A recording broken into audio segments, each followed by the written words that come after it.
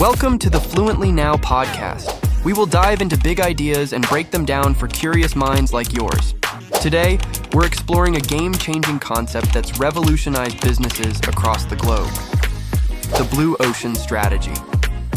So grab your headphones and let's dive in.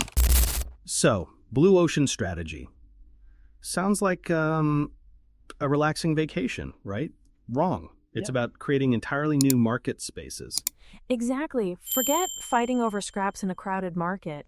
This is about making the competition irrelevant. Like Cirque du Soleil, right? They reinvented the circus. They didn't compete with Ringling Bros. They created something totally different. Precisely. They found a blue ocean, where the competition was non-existent. And it's not just luck, is it? There's a method to this madness, I guess. Absolutely. It's about systematic innovation, not just throwing darts at a board. This whole concept hinges on something called value innovation, right? Yes, it's about simultaneously pursuing differentiation and low cost. It's not an either-or situation. So you're not just cheaper, you're also better? That sounds like a win-win. Exactly. You create a leap in value for both the buyer and the company. Like Yellowtail Wine. They made wine fun and accessible, not just another fancy bottle. And they did it by eliminating a lot of the traditional costs associated with winemaking.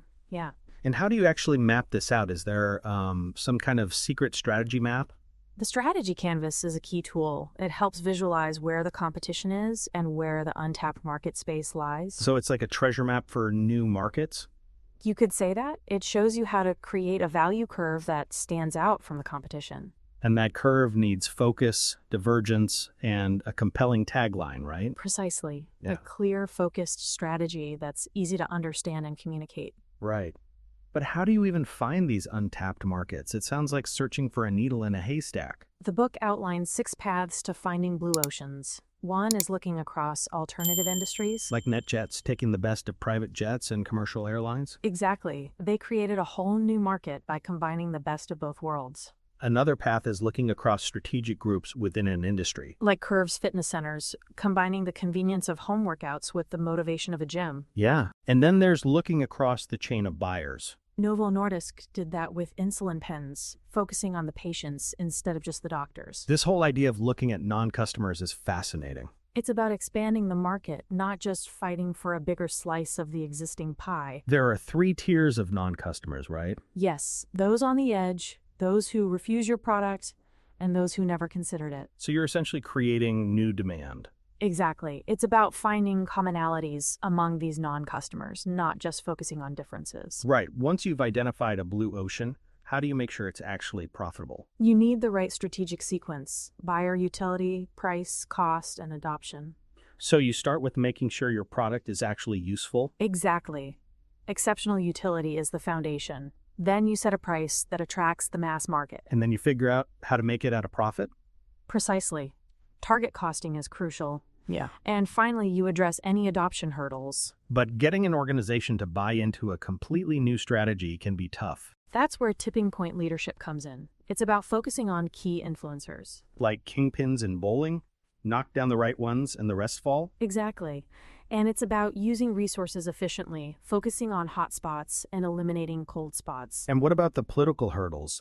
Dealing with those who resist change? You need to identify your angels and devils and build a coalition of support. Yeah. The book emphasizes something called a fair process. What's that all about? It's about engaging people, explaining the rationale behind decisions, and setting clear expectations. So it's about building trust and commitment. Exactly. It's about making people feel valued, both intellectually and emotionally. And that leads to voluntary cooperation, not just forced compliance. Absolutely. It's the difference between a successful execution and a complete disaster. But how do you keep the blue ocean blue? How long does it last? There are significant barriers to imitation, but eventually competitors will catch up. So you need to keep innovating? Yes, you need to monitor your value curve and be ready to create another blue ocean when necessary. It's a continuous process of innovation and adaptation. Exactly. It's about staying ahead of the curve and always looking for new opportunities. Let's revisit some of those examples. The Model T, for instance. That was a huge blue ocean creation. It was revolutionary, focusing on utility and affordability, not luxury. And then GM came along and focused on the emotional appeal of cars. Creating a whole new market segment. Right.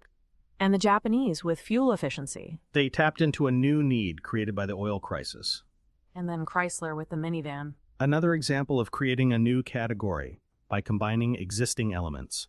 The book really stresses the importance of focusing on the big picture, not just the numbers. It's about visualizing the strategy, using tools like the strategy canvas.